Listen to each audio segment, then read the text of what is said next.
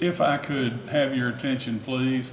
On behalf of Mississippi State University, the MSU Libraries, the Ulysses S. Grant Presidential Library, and the U.S. Grant Association, and the Frank and Virginia Williams Collection of Lincolniana, let me welcome you to Mitchell Memorial Library for a very special day in the life of the university.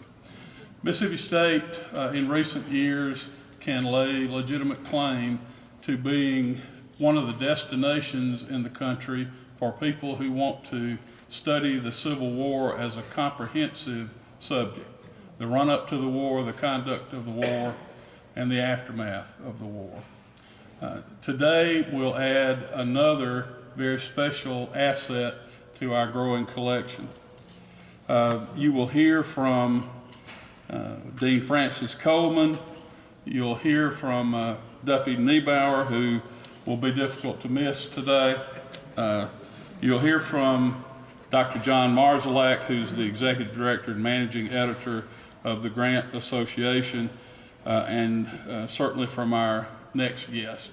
And I understand that some of the library staff has begun quietly to take pride in the fact that not only have we added to the collection here on the 4th floor, but if the library ever happens to declare war on the College of Business, they're well positioned.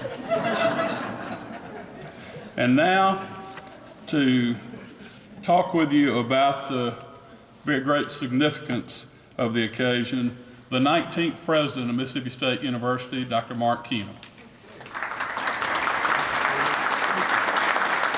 Thank you very much, Sid, and thank all of you for coming out here this morning for this wonderful occasion as we welcome a wonderful new artifact to our collection here at the Ulysses S. Grant Presidential Library and Frank and Virginia Williams Collection of Lincolniana.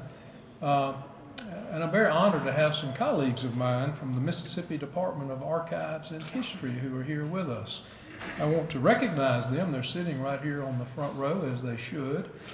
We have the Mississippi Department of Archives and History Director Emeritus, Mr. Elbert Hilliard, who's here with us. Mr. Hilliard, we're honored to have you here, sir. We have next to him Brother Rogers, who is Director of Communications and Programs with the department. We have Mr. Shane Cowell, who's part of the Mississippi History Museum and the Mississippi Civil Rights Museum, the two museums in Jackson. Wonderful, wonderful museums that we have in our state. And then Cindy Gardner, who is the director of the museums. We're very honored to have them because these people, these leaders, and who are charged with preserving and protecting our history of our state, were instrumental in us being here today for this occasion. Some of you may know that I serve on the board of directors of the Mississippi Department of Archives and History. I'm very proud and honored to do that. I'm actually the second president of this university to have that honor. Stephen D. Lee served on that board. In fact, he was one of the founding board members of the Department of Archives and History. So I'm proud to carry on that tradition and history of our university. But it was, I guess it was maybe about a year ago, and I had asked Lucy Allen, who at the time was the director of the two museums, if she would be so kind to give me a tour of the basement of the museums. They had talked to me and had shared with me that, you know, the museums are wonderful. Again, I invite all of you to attend and go see the museums. But I was hearing the museum directors and the team talking about how wonderful the basement was and that you need to go see the basement. And so I had some time on my schedule, and so I scheduled it, and Miss Allen was kind to take me on a tour. And I'll tell you what, as Cindy Gardner was saying, it's a nice basement. It's an excellent basement. In fact, the basement of the museum is a museum unto itself. Priceless collections and artifacts are all throughout this wonderful, vast basement of the museums. But as I was touring around and looking and observing and seeing all these remarkable artifacts, I noticed kind of over in the corner on a little flat pallet was this brass tube. It was strapped down. And it caught my eye, and I walked over and I looked at it and inquired about it, and learned that it was an 1841 model, a 6-pound brass tube. And so my mind starts turning about, well, you know, I bet that cannon probably was a cannon that was used maybe in the Mexican-American War, probably in the Civil War. And I got to thinking about our Ulysses S. Grant Library and Museum, and how nice it would be to have an artifact like this at our museum. And so that set wheels in motion and made inquiries as to possibility of us maybe borrowing that tube to bring it to Mississippi State, and talking with the staff of the library, and their enthusiasm was instant.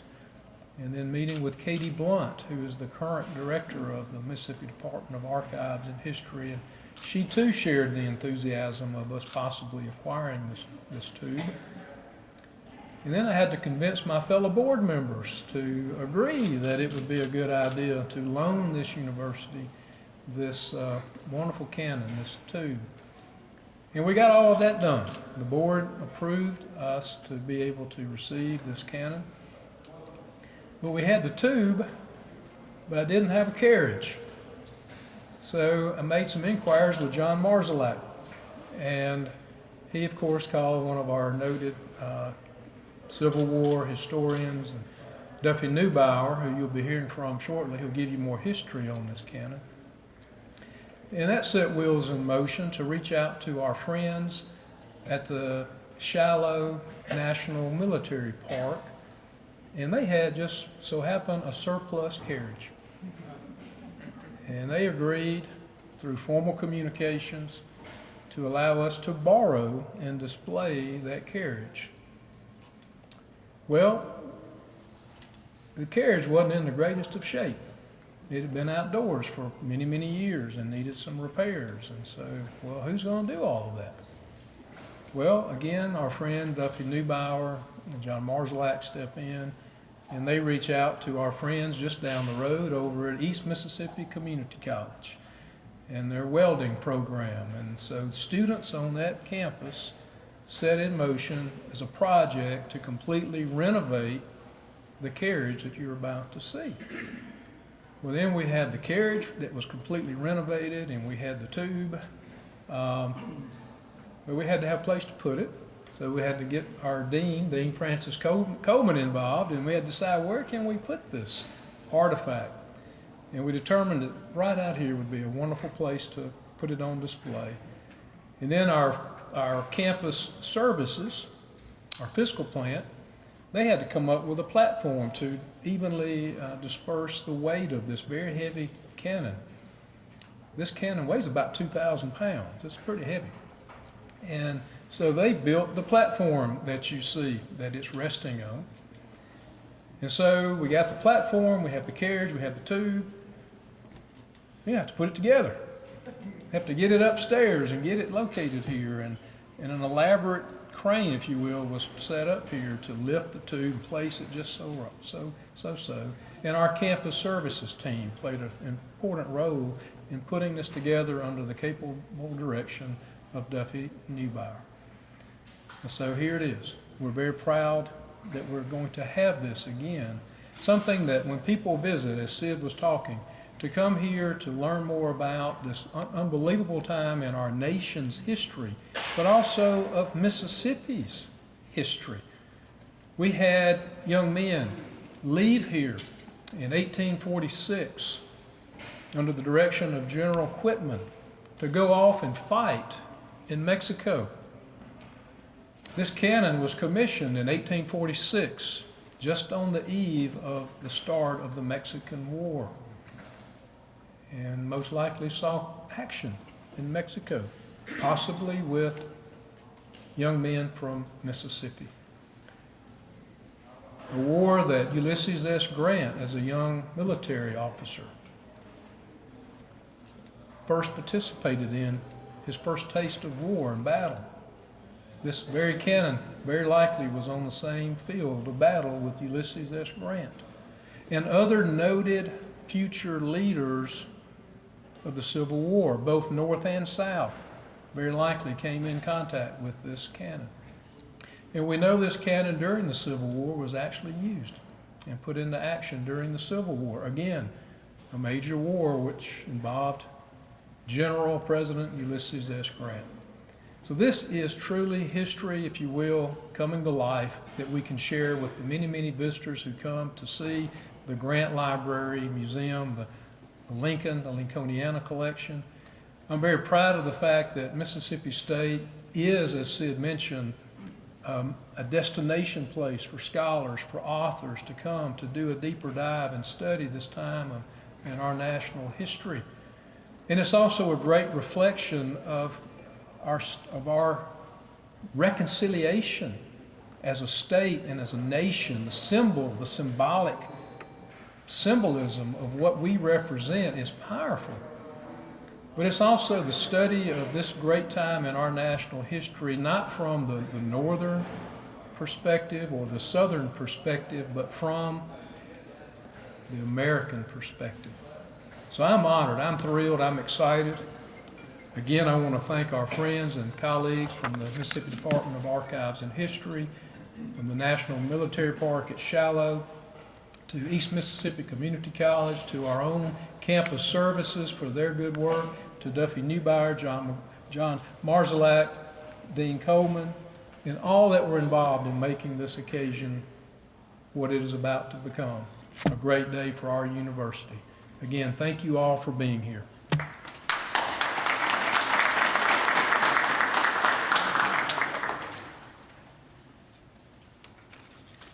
It's going to be difficult to follow a president, but we'll give it our best shot.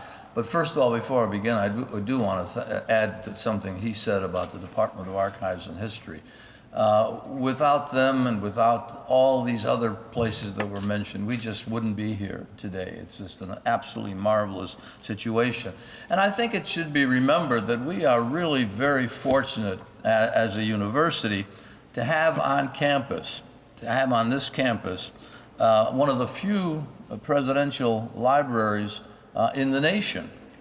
We have, and the important thing is this wouldn't happen by accident, but because of the various people who have done so much to get this building shaped up, so to speak, for our presidential library and now for this particular canon.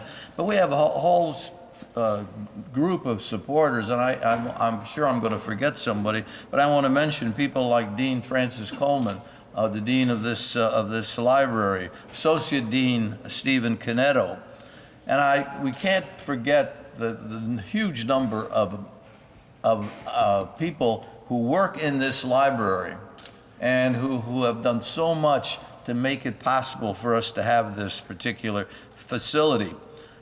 We have some outstanding editors and writers, people that I can see down at the very end. They're shy about, but they do absolutely wonderful work. We have a host of excellent docents, volunteers who sit at that desk there and welcome people and do just some wonderful things for us. Of course, Frank and Virginia Williams, who donated this marvelous Lincoln collection. People at the Shiloh National Military Park. And it turns out that the superintendent, their son, went to Mississippi State. So that didn't hurt our cause any, I don't think. But the Mitchell Memorial Library, I want to particularly mention them. This facility has proven to be an absolutely wonderful host for the Grant Presidential Library. It's just filled with skilled people. Anytime we need anything, we just ask one of them, and before we know it, it's done. We also fortunate to have all over the campus people who are supportive of us. The dean of arts and architecture is another. But I could go right down the line, but I won't do that.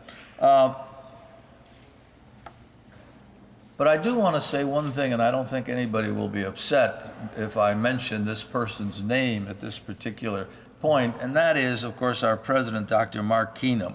Without Dr. Keenum's drive and push to get this done, it simply would not have been done. I'll tell you just one great story about him. One day I'm sitting in my office back there, and somebody comes in and says, "The president's here doing something with the canon." And I said, "Oh, that's interesting." So they come down here, and there is the president of Mississippi State University on his hands and knees, moving a piece of paper around to make sure that we put it in the right place. And so we all thought it was a wonderful place, of course, that he chose. So we have that. But as Dr. Keenum pointed out, he's not only the president here of Mississippi State, but he's also a member of the Board of Trustees of the Department of Archives and History. And a thing that most people don't know about him, he is a great devotee of history, of American history, of Mississippi history. And it's a wonderful thing to have someone in that leadership role who plays such an important role in what we are accomplishing. Some of you may know Dr. Roy Ruby. I'm not sure if he's with us today. But his niece is also a member of the Department of Archives and History, Nan Prince. And she had something to do with finding that tube down in that wonderful basement that we heard about. Katie Blunt, who's the director, has done some marvelous things for us.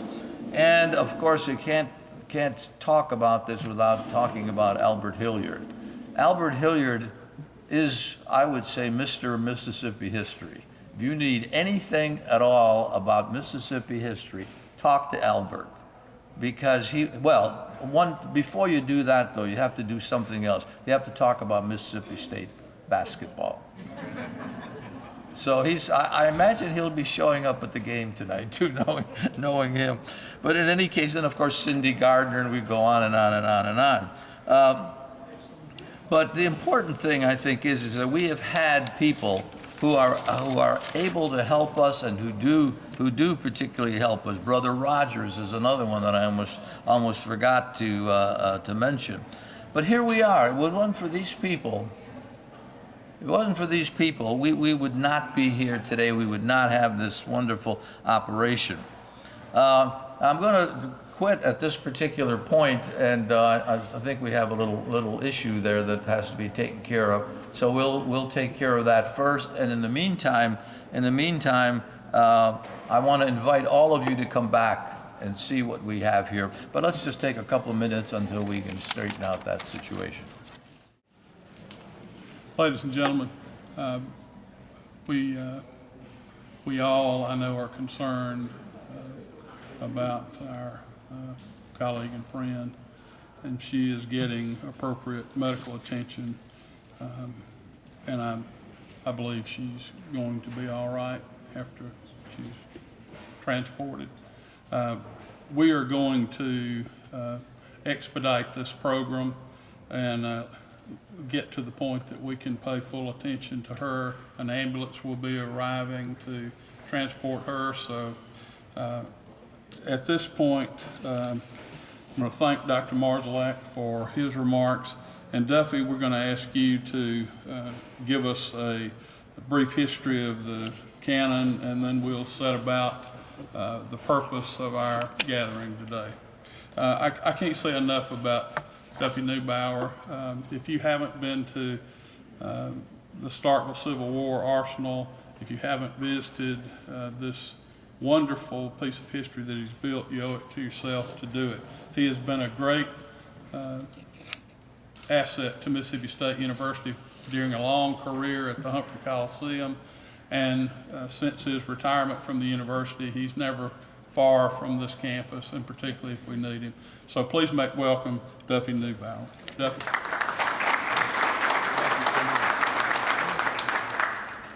Thank you so much for coming and participating in this day. I want to first of all thank Dr. Keenum, Dean Coleman, and Dr. Marslock for inviting me to be part of this whole operation. You know, we talked about all the different groups that were involved in making this happen.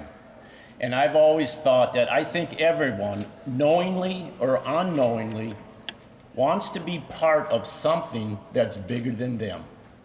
And that's what I got a chance to do. Got a chance to work with all of these different groups. We all came together for one common goal to get that cannon right there.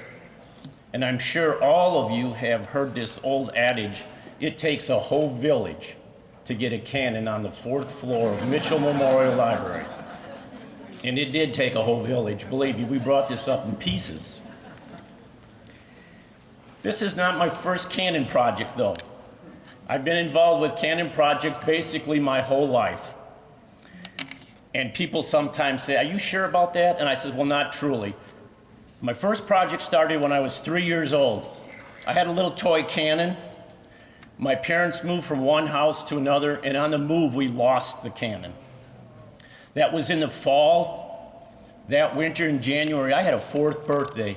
And I was doing my homework. I was looking, and on the back of a cereal box, I found where you could send 2 or 3 box tops and $1.50 and get this little toy cannon. In January that year, just a few months later, on my 4th birthday, I received $3 for birthday money, and I knew exactly what I was going to do with it. My mom tried to talk me out of it. She said, do you want to spend $1.50? That's half of your life savings on a cannon? And I said, absolutely, and it was the best decision that I ever made.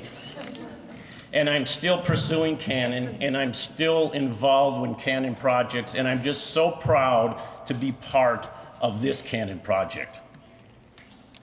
I guess I have to explain, I got up this morning and I went for a walk, and it was just a gorgeous day.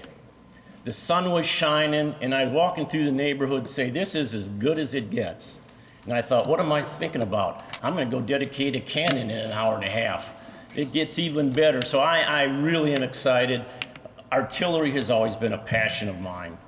And my wife said, are you going to wear a coat and tie this morning? I said, absolutely not. I said, I'm going to put my uniform on to pay tribute to this cannon. And when I came in, a number of people looked at me and thought I was dressed a little funny. So I thought maybe I ought to spend just a minute explaining what I'm wearing. If you can't hear me, just put your hand up. I'm pretty good at shouting. I am wearing the uniform of a U.S. regular from the 1840s. This is the uniform that he wore, and I believe if you go in the Grant Gallery, you will see Grant wearing a wheel hat. This is the 1839 model wheel hat. This is the uniform, and some of you Civil War people are going, wait a minute, he's wearing yellow trim. Everybody knows that red is the designation for artillery. Well, that didn't happen until 1851. In 1846, when this gun was produced, this is what an artilleryman from the United States Army looked like, with the dragoon collar, the yellow trim, and the wheel hat. So I am dressed for the occasion for an 1846 model 6-pounder. I'd like to explain the connection, and Dr. Keenum talked a little bit about it, but funny, we're talking about securing the border in Mexico. I think we're still talking about that, but we had a problem with the border, and we had troops down on the border of Mexico in March. Activities began down there in late April. This cannon that you're going to see here in a few minutes was accepted by the U.S. War Department on May 11th of 1846. And we had already fired some shots at Mexico by that time. And Braxton Bragg, that's a name some of you might be familiar with, he goes to the border to fight the Mexican army, and they have 180 cannon. Braxton Bragg has 4. But it didn't take long, and the United States produced over 800 of these 6-pounders. This is the mainstay of the Mexican War, and it was produced in 1846, just days before the first shot at Mexico. Now, one of those soldiers in the Mexican War was a young lieutenant, Lieutenant Ulysses S. Grant, who happened to be in a quartermaster department. And if you're not familiar with what the quartermaster does, they supply the troops with all of the things that they need.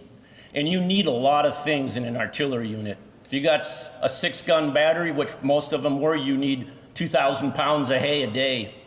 You need 1,500 pounds of grain a day. You need 5,000 horseshoes a month. That's not counting the ammunition or the food to go to the men. So you can see that the quartermaster was very instrumental in supplying. And I can't believe that Grant didn't have some connection with this cannon in Mexico. But even if he didn't, just years later, in the Civil War, Grant was in charge of those Illinois troops, and I was looking at all the Illinois troops this week. Most of those Illinois artillery units were supplied with pre-war, pre-Civil War, Mexican War 6-pounders. And Grant brought those troops down and participated at Fort Donelson, Fort Henry, Shiloh, where this carriage came from. There were almost 100 6-pounders at Shiloh, and Grant is a main figure at Shiloh. I can't prove it, but I sure like to think that he walked by this cannon at some time, and the chances, I think, are very, very good that he did. As far as a little history, we're still working on history, but I can tell you this, that in the 1890s, this cannon was sent to the state of Mississippi or turned over to the state of Mississippi, and it was used by our National Guard. Now that may sound funny, a National Guard unit in the 1890s with a Civil War cannon. But let me remind you of this, that the Spanish-American War and World War I is still horse-drawn artillery. There's horse-drawn artillery in the United States up into the 1930s. So it was very common, very common. I have seen many, many National Guard units with Civil War artillery at the turn of the century. But by 1911, Mississippi National Guard gave up this cannon and gave it to the city of Jackson in 1911. It was placed at that time Confederate Memorial Park, which I think was later changed to Veterans Memorial Park. And sometime in the late 1970s or the early 80s, this cannon came out of that park and was put in storage in that wonderful basement. So it's been in storage since the late 70s, early 80s, until it came to Mississippi State about 6 or 7 weeks ago. But I've got one little bone to pick with Archives and History. They were so generous and gracious to put this cannon on loan, but they didn't clean the cannon before they sent it up. They just took it off of that pallet, put it on the truck, and sent it up here. Well, I know a little bit about cannon, and there's a lot of times funny things in the barrels, so I came prepared. I had all my cleaning tools, and when the cannon came here that morning, I started unloading it, and right away, within about 2 feet of the muzzle, I'm hitting all kinds of junk. I'm bringing out glass bottles, soda cans, marbles, dirt, and about 2.5 or 3 feet down, I hit something really hard. I said, I'm in trouble. This isn't gonna work. It's really hard. So I got my flashlight out and I looked down the bore. Now you have to remember, I know exactly what this is before I even look at it. But I'm looking right down the bore of a fuse, a projectile that has a fuse in it. And I take another quick look and I'm thinking, number one, I hope I can get it out. Number two, I hope it's not still loaded. But I used some tools and I reached down in there with my magic wand and produced this 3-inch Confederate round. And if you can look, and we're gonna leave it up here to take a look at, you can see the fuse hole right in the front. Don't ask me what it was doing in there. It has been fired. These were a very, very common projectile at Vicksburg, all through the siege of Vicksburg.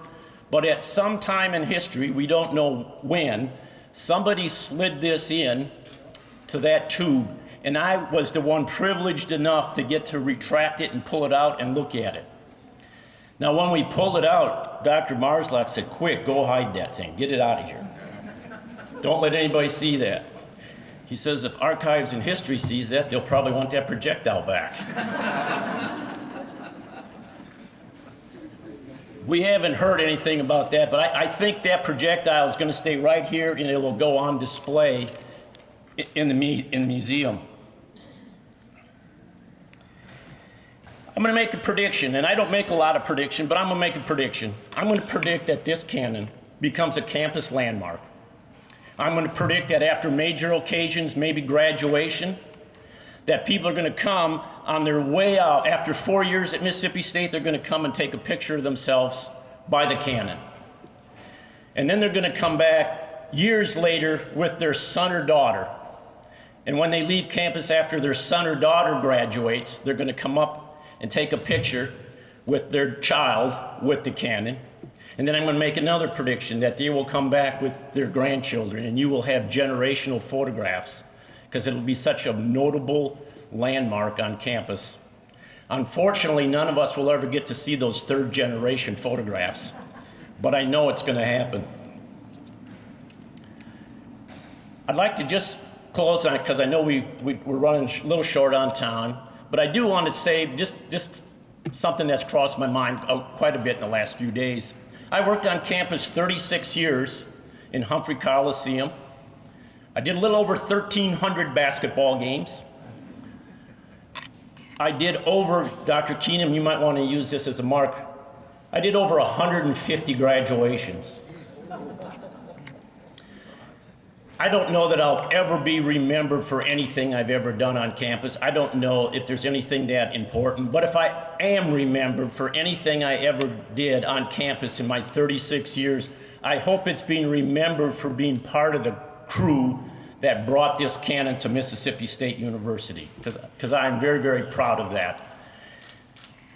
And in closing, I'd like to say, I know someday we will all leave this earth.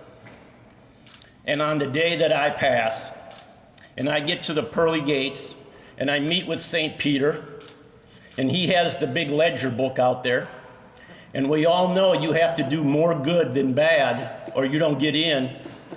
And he looks at that ledger book and he says, Duffy, doesn't look good. It's gonna be really close if you get in or not. He says, is there anything you'd like to add that could maybe tip the scales somehow? And I'm gonna look St. Peter right in the eye, and I'm gonna say, St. Peter, did you ever see that cannon in front of the U.S. Grant Presidential Library at Mississippi State University? Because I think that's gonna put me over the top. Thank you so much for your attendance today.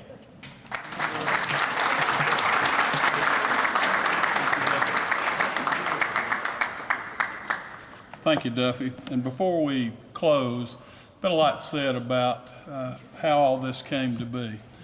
Can you imagine the amount of vision and political skill that it took to convince the Mississippi legislature to invest $10 million in this facility, a tribute to our president's vision?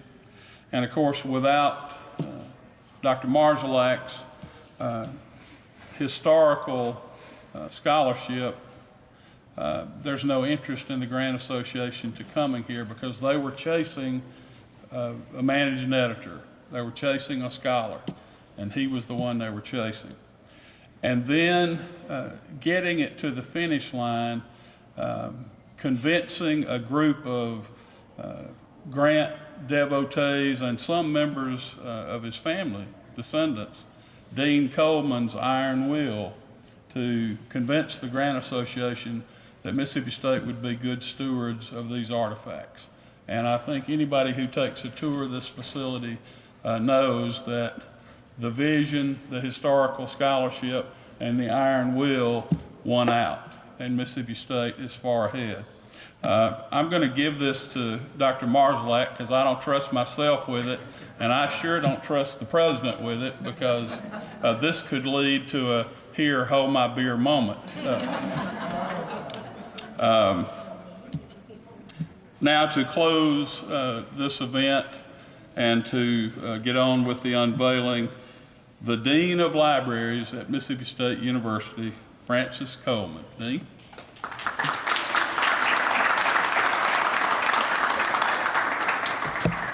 Thank you, Sid, and thank all of you for being here. And certainly I want to add to a special welcome and appreciation that we have for our archives and history, and especially for Albert Hilliard.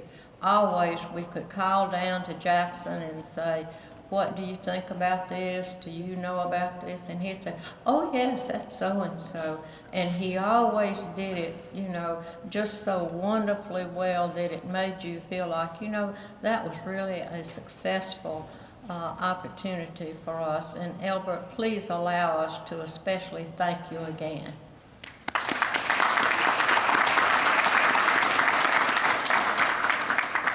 All of you are very special to the library, and we certainly appreciate your sitting in this very cozy situation for this period of time. And in just a few minutes, we will ask Dr. Keenum to come forward and to unveil our canon. And this has really been, as Duffy has said, a very interesting situation for all of us, because we talked about it, we said a canon, my goodness. And so here it is, and Dr. Keenum is going to unveil it. I do want to say one thing, though, on behalf of Dr. Keenum. We are very proud of him and his leadership, because before he came here as president, he and Dr. Ruby spoke about, do we want to continue to do the grant collection? Do we want the grant collection to come here? And it was his leadership that said yes and brought it here. So I would like for us to thank him as well.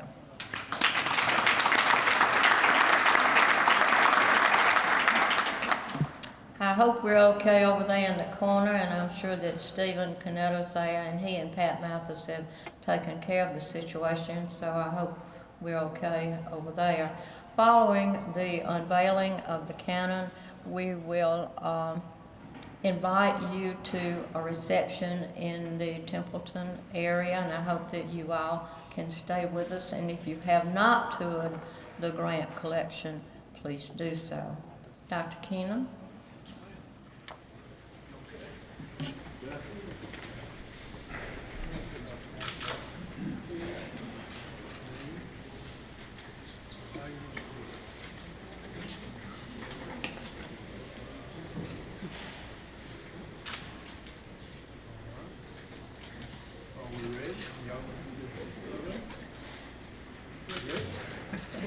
All right, here we go.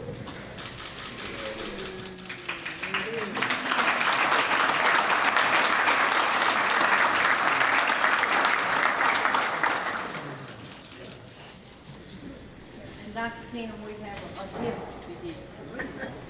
And Duffy helped us with it, and we didn't send out coupons for Duffy. But we want you to have this to remember that what you did for us. And so you need to, but you cannot play with it while you're working.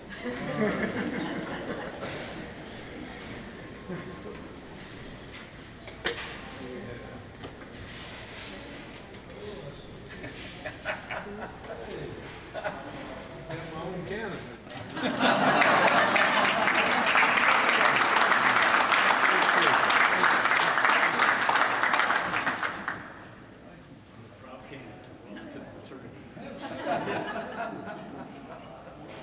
And now, the libraries would like to invite all of you to attend the reception. Right over here.